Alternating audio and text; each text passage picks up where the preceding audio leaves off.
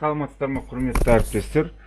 Сабақ барысында оқушылардан жылдам түрде қалай сауалнама алуға болады, немесе былайша айтқанда опрос тест түрінде қалай жүзеге асыруға болады форманың көмегімен. Қазір соны көрсетіп жіберемін. Ол үшін міне мынау кнопканы басу арқылы, чат собранияны алдымызға шығарамыз.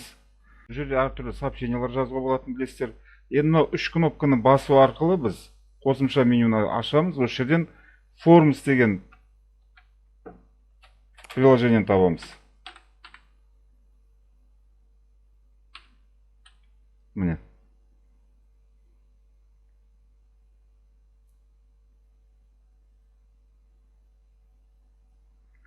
Енді осы жерде сұрақ қоямыз. Мысалға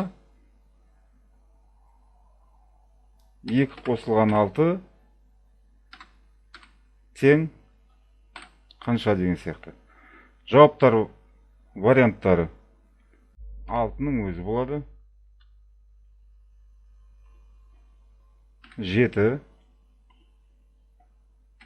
8. Бірнеше жауап таңдауға мүмкіндік бергіңіз келсе, онда мынаны басасыздар. Ол кезде оқушы тек қана бір жауапты емес, бірнеше жауап таңдай алатын болады. Арғай далее. Және отправить кнопкасын басамыз. Мұны жауапсыламыз. Енді қарап отырсаңыздар, чат собранияда форма көрініп тұр. Оқушылар бұған тез жауап беруіне мүмкіндігі бар. Мысалға 8 дейді, отправить голос. Оның нәтижесі бірден мына жерде көрініп тұрады. Сонымен қатар бұл форма общий каналындағы публикацияның ішінде де орналасқан. Енді бұның нәтижесін қаяқтан көруге болады? Кім қалай жауап бергенін көргіңіз келсе, мысалға біз кеше мынандай сауалнамаға жауап берген тұғымыз, бүгінгі сабақ түсінікті болды ма деген. Я, жоқ. Мысалы 4 адам я деп жауап берген, бір адам жоқ деп жауап берген. Міне осы кім жоқ деп жауап берді, кім я деп жауап берді, кім дұрыс жауап берді, кім дұрыс жауап бермеді деген сияқты сұрақтарға. Соны көру үшін біз өзіміздің форма приложениесіне өтеміз. Ол үшін міне мына жердегі кнопканы басамыз.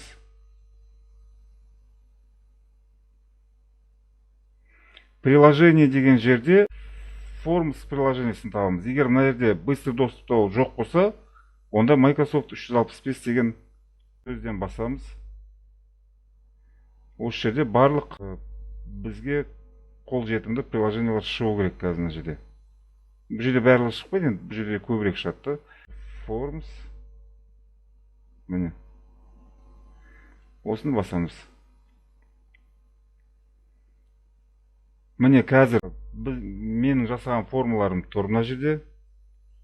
И біз осы жерден все мои формы деген басамыз. Все мои формы деген жерде міне 2 қосылған 6 деген форма тұр жаңағы.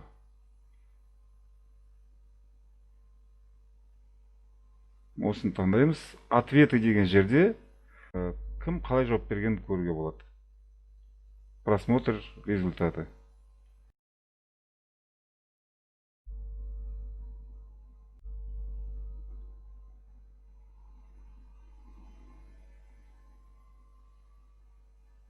Міне бүгінгі сабақ түсінікті болды ма деген кешегі сауалнаманың жауаптары.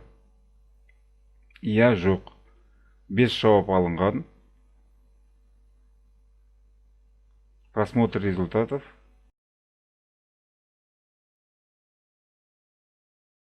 Нәтижесін үстіп көріп шығуға болады.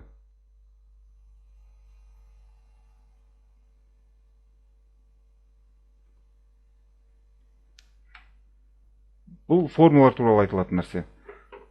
Назарларыңызға рахмет.